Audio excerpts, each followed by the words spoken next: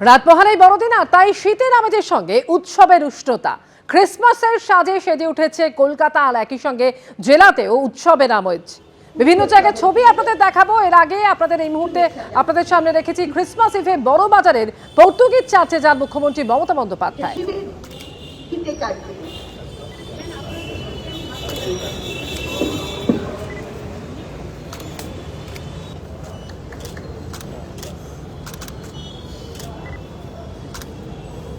এখন আমাদের মহামান্য বিষয়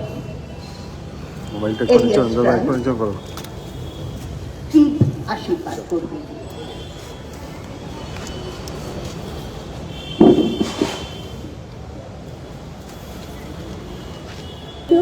পুষ্পস্তবক দিয়ে পুষ্পাঞ্জলি দেবেন শিশু যিশুর। ক্রিসমাসের সাজে সেজে উঠেছে কলকাতা, বিভিন্ন জায়গার ছবি আপনাদের সামনে তুলে ধরবো। চার প্রতিনিধি এই মুহূর্তে সরাসরি আমাদের সঙ্গে রয়েছেন।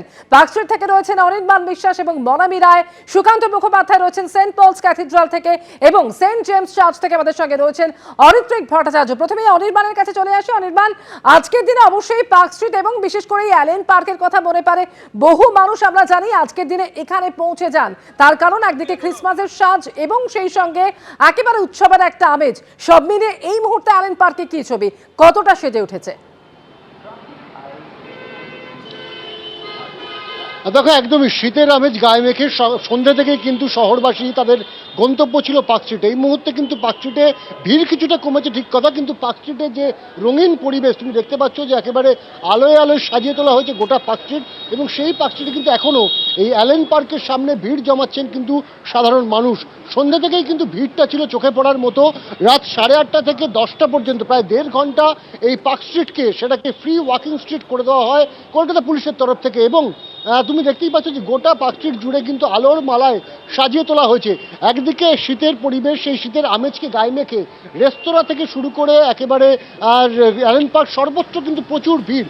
যদিও অ্যালেন পার্ক আজকে 24 তারিখ এবং আগামীকাল 25 তারিখ দুদিনই বন্ধ রাখা হয়েছে প্রশাসনের তরফে, যাতে অতিরিক্ত ভিড়ের কারণে অ্যালেন পার্কের ভেতরে কোনো অপ্রীতিকর ঘটনা না ঘটে সে কথা মাথায় রেখে। যদিও মানুষের কিন্তু উৎসাহের শেষ নেই।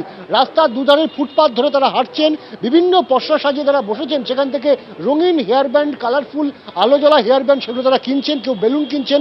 8 থেকে 80 ভিড় একেবারে পার্কস্ট্রিটের সর্বত্র রয়েছে। তার পাশাপাশি যে সমস্ত রেস্তোরাঁ রয়েছে সেই সমস্ত রেস্তোরাঁতেও কিন্তু একেবারে সিট পাওয়া এই মুহূর্তে দায়।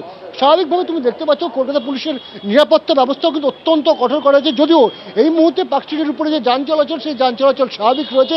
কিছুক্ষণ আগেই সব মিলে একেবারে জমজমাট এবং রঙিন ছবি পার্কস্ট্রিট জুড়ে।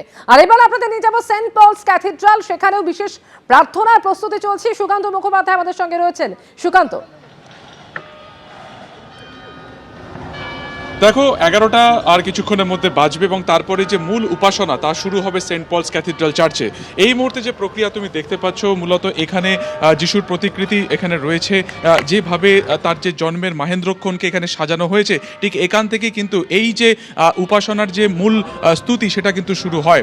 অর্থাৎ এখানে দেখা যাচ্ছে যে এখানে কিন্তু উপাসনা শুরু হলো, কিছুক্ষণ আগেই মূল ফটক খুললো, সেখান থেকে কিন্তু যারা উপাসনা করাবেন মূলত তারা সেখান থেকে বেরিয়ে আসেন। ঠিক এই জায়গা থেকে যীশু খ্রিস্টের উদ্দেশ্যে কিন্তু এই উপাসনার যে প্রসেস তা শুরু হয়েছে, এবং আর কিছুক্ষণের মধ্যেই যে মেন গির্জা যা আপাতত খুলে দেওয়া হয়েছে, সেখানে যাবতীয় প্রস্তুতি সেখানে একেবারে শুরু হয়ে গিয়েছে।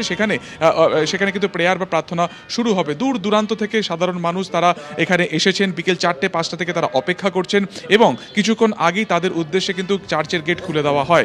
এবং আমরা দেখতে পেলাম যে কিছুক্ষণ আগে যে ছবি আমরা দেখতে পেলাম যে মূল গেট থেকে তারা বেরোলেন, এবং সেখান থেকে কিন্তু এখানে এই উপাসনা পর্ব শুরু হয়েছে। গোটা যে চার্চ তা অত্যন্ত সুন্দরভাবে আলোকসজ্জাতে সাজিয়ে দেওয়া হয়েছে। গোটা শহর আজকে কিন্তু এই আলোতে মেতে উঠেছে, এবং এই যে গির্জা যা অন্যতম গন্তব্য সাধারণ মানুষ থেকে আরম্ভ করে দর্শনার্থী বা উপাসনা যারা করেন তাদের, সেই যে গির্জা সেখানে কিন্তু ভালো করে সাজানো হয়েছে। এবং আর কিছুক্ষণের মধ্যে অর্থাৎ 11টা থেকে সেই উপাসনা শুরু হবে, ক্রিসমাস ক্যারল শুরু হবে, যা চলবে মাঝরাত পর্যন্ত। একেবারে বিশেষ প্রার্থনা ইতিমধ্যেই শুরু হয়েছে, মাঝরাত পর্যন্ত যা চলবে। কিছুক্ষণ আগে অ্যালেন পার্কের ছবিটা আপনাদের সামনে তুলে ধরলাম। পার্কস্ট্রিটের আরেক জায়গা থেকে মনামি রায় আমাদের সঙ্গে রয়েছেন। মনামি, গোটা পার্কস্ট্রিট জুড়েই তো একেবারে উৎসবের আমেজ, কি ছবি এই মুহূর্তে?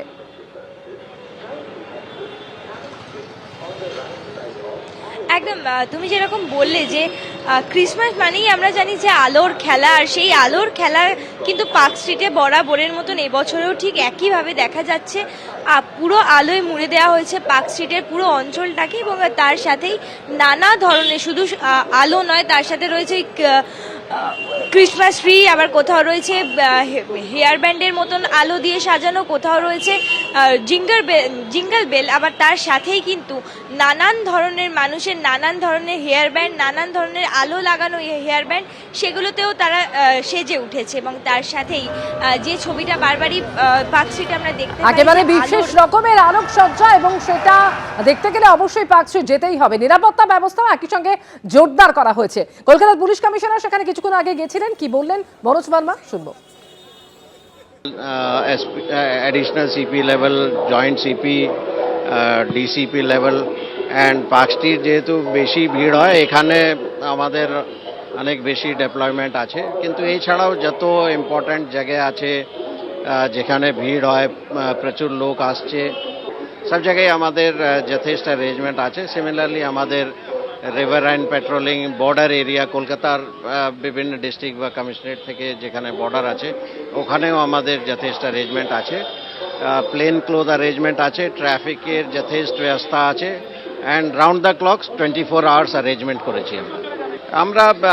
অ্যারেঞ্জমেন্ট হিসাবে আমাদের তরফ থেকে কোনো খামতি নেই, কিন্তু আমরা টাইম টু টাইম রিভিউ করেও দেখছি অ্যাডিশনাল কিছু লাগবে কি না, বা বিভিন্ন জায়গায় চারদিকে কী রকম খাবার আসে, কি ইনপুট আসে, তার উপরও নজর রাখা হচ্ছে। হোপফুলি মানে সব কিছু ভালোই থাকবে। এবিপি আনন্দ, এগিয়ে থাকে, এগিয়ে রাখে।